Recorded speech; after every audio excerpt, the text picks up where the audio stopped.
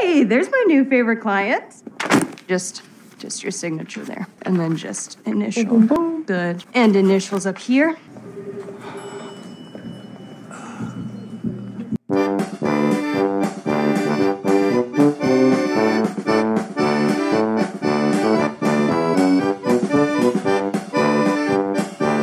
Way more fun than my last lawyer. I will kill for you, Megan Thee Stallion. Dial it back.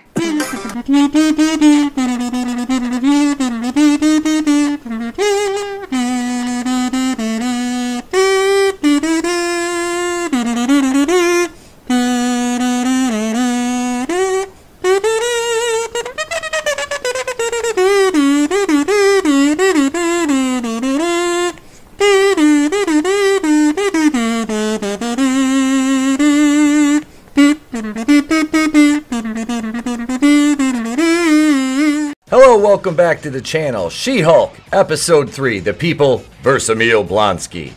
Jessica Gowan and her merry band of idiots try to carry an A and B storyline in this episode, with the A story, of course, being the parole hearing for Blonsky and their attempts to have Wong speak on behalf of him, and explain to the parole board that Wong extracted Blonsky from his cell without being asked to, basically saying it was against the will of Emil to leave the prison. Jen thinks this strategy will persuade the parole board to grant release to Blonsky, so he can go live on his 13 acres with his 7 soulmates he met through the prison pen pal system, which I wasn't aware was a thing anymore.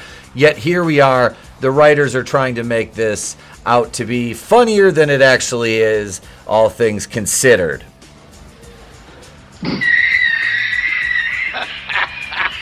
These scenes were supposed to be witty and funny because that's what these half-assed writers were going for, was a legal procedural comedy, yet they missed almost every mark with contrived writing and jokes that you're left waiting for a punchline even after they've been delivered, you know, usually coming at the expense of a male character, which is par for the course considering the writers are all bitter, you know, wine mom feminist cat lady. Take the scene where Dennis is at Jen's new law firm sitting with her boss, Holloway, and Holloway tells Jen he wants her to help with the case.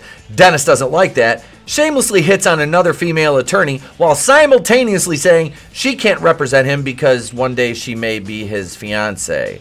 And then he asks for Bug to represent him. Bug is the guy that gave Jen and Nikki the map to where to poop, which is, haha, that's funny. And Dennis wants Bug to represent him because he's a guy. Dennis's case is rooted in him getting ripped, being dumb enough to date an Asgardian light elf who's a shapeshifter, and she was masquerading as rapper Megan Thee Stallion, which is our big cameo appearance this episode. Weren't you just waiting with bated breath for Megan Thee Stallion? So Dennis apparently gifted this elf with around $175,000, being stupid enough to believe that he was dating the real Megan. And there's a whole thing where the judge sentences her. She takes the form of the judge, and it's supposed to be funny, but she gets held in contempt. If you're completely retarded, this is funny. So basically, all the courtroom B-plot involving Dennis is meant to belittle men and make them look pathetic and stupid because he met her on this site. Like at the end, he says, "I'm canceling my Hollywood Hookups membership," and it's like, this is leading to like the simp, incel kind of thing with the male characters in the show, especially Dennis. He's like the perfect example of that, and the writers take full advantage of it. Speaking of that, we're introduced to the villain team for this episode, the Wrecking Crew, which is out of the comics, as they attempt to assault Jen, who hulks out and beats them senseless after seemingly forgetting she could hulk out and beat them senseless, because they were attempting to extract blood from her.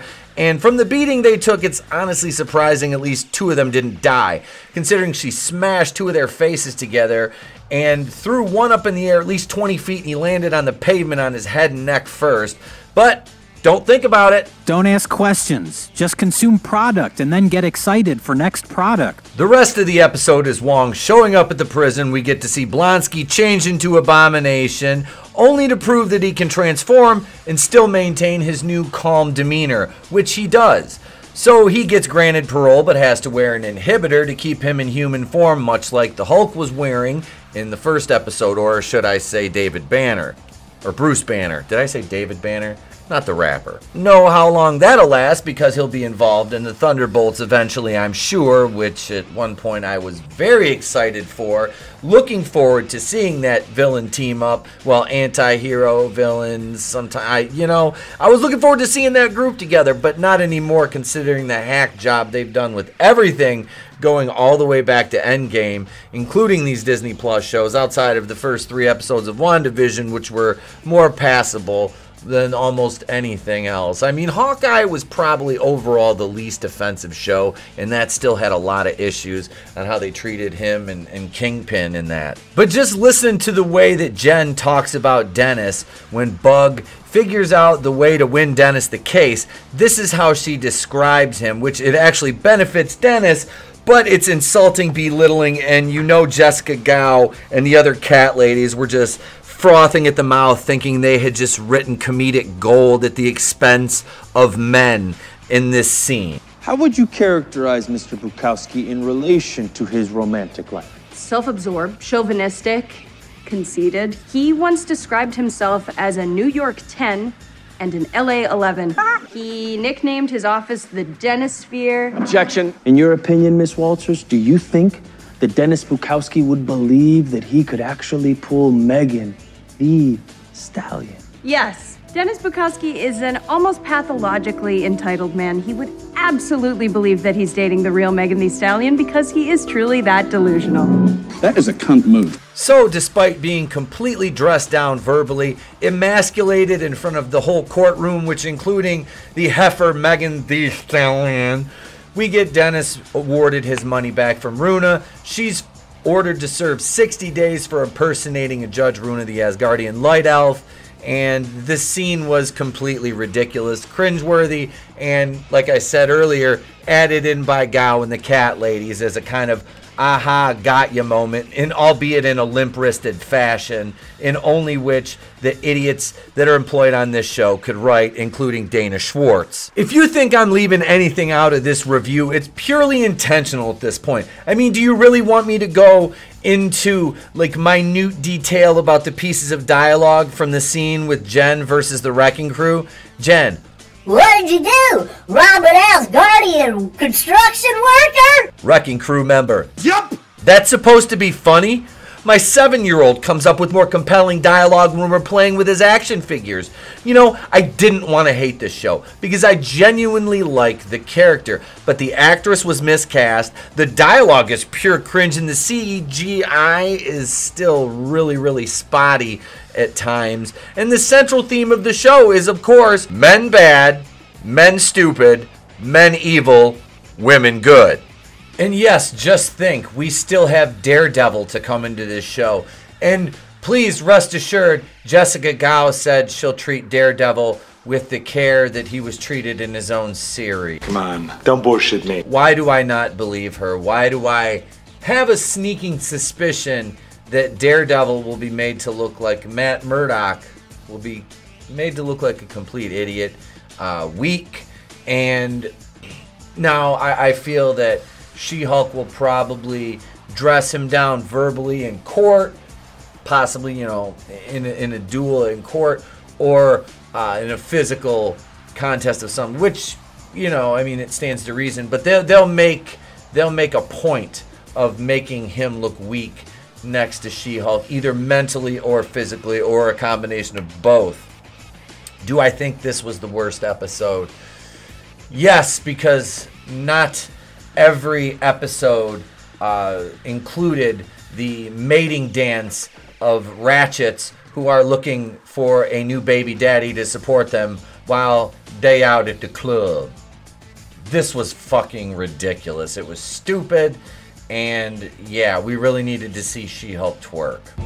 The age of men is over. So that's She-Hulk episode 3, The People vs. Emil Blonsky. It was not a good episode. Nothing improved moving forward. The jokes fall flat. The writing is contrived, and things happen just because the plot needs them to. She-Hulk didn't kill the Wrecking Crew, who are from the comics, translated onto the pages of this, although it was done in a very wonky manner, making them look completely inept. Of course, like I said, I was shocked that one of them didn't die when she threw him up in the air and he landed, head and neck first on the pavement. So there's that, right? Bukowski gets his 175 grand back from Runa, the Asgardian light elf. She has to do 60 days in jail for impersonating the judge, which we probably won't see anything come of that anymore. But the bigger question is, do we want to? No. Bukowski got completely dressed down. Do we want to see more Megan Thee Stallion in the show? Absolutely not. What did she add? What did she bring to this show of value? She's like maybe a half a step above Cardi B, which is complete trash. So, no. Jessica Gao and the Cat Ladies did nothing here. Jokes fell flat as they have the previous 2 episodes. And yeah, it was a dumpster fire. I've got a lot more videos to work on, ladies and gentlemen. We've got the Communist United News Transmission Service video, which is going to have to come out tomorrow due to time constraints today. Hey, I'm sorry. I'm spending the afternoon with my son today. He's off school. We got stuff to do. So we're going to go to the zoo today. But I've got 2 more videos slated for the afternoon. I'll be over on Liars, episode 10, over on the Clown World Review, my brother Tony ToneDef's channel. You can catch us tomorrow night for Saturday night's main event. The Communist United News Transmission Service video drops tomorrow, as well as the Terminal List, episodes 5 through 8. So much more, ladies and gentlemen. I'm Itepwakuian. You can join if you want. We have 2 tiers of memberships. We have the Kazuian tier and the Harvey Wakuian tier. Or you can just subscribe, ding the bell, and that's free. There's over 1,000 videos, live streams, podcasts in the back catalog. Enjoy. I'm Itepwakuian from the Place to Be Reviews. I've been here with all the yous. If I don't see you, have a great day, a pleasant tomorrow, and I'll catch you on the next one.